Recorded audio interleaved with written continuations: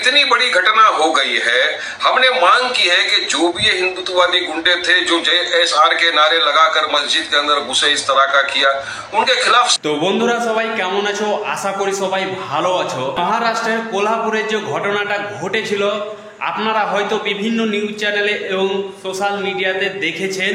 তো বন্ধুরা আপনাদের আমি ভিডিওটা দেখাতে পাচ্ছি না, কেননা ইউটিউবের কিছু কমিউনিটি গাইডলাইন রয়েছে যেগুলোর কারণে আমি আপনাদের ভিডিওটা দেখাতে পারছি না। তো চলুন আপনাদের আমি একটা ভিডিও দেখাতে যাচ্ছি, ওয়ারিস পাঠানজি কি বলছে ভিডিওটা দেখুন এবং এই ভিডিওটা বেশি বেশি করে হোয়াটসঅ্যাপ এবং ফেসবুকে শেয়ার করে দিবেন।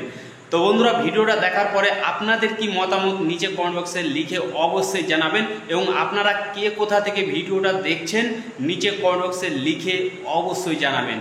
सख्त कार्रवाई की जाए, सबसे पहले उनको हिरासत में लिया जाए, उनको जेल में डाला जाए और सख्त कार्रवाई करके उनको सजा दी जाए। वरना मोदी जी आपके देश में क्या हो रहा है, सबका साथ सबका विकास की तो धज्जियां उड़े जा रही है। अगर आपको लगता है कि इलीगल अतिक्रमण था, इलीगल तो पुलिस प्रशासन है ना, आपको कानून कायदा हाथ में लेने की किसने इजाजत दिया। तो যেমন কি বন্ধুরা আপনাদের আমি ভিডিওটা দেখালাম, এই ভিডিওর ব্যাপারে আপনাদের কি মতামত নিচে কমেন্ট বক্সে লিখে অবশ্যই জানাবেন।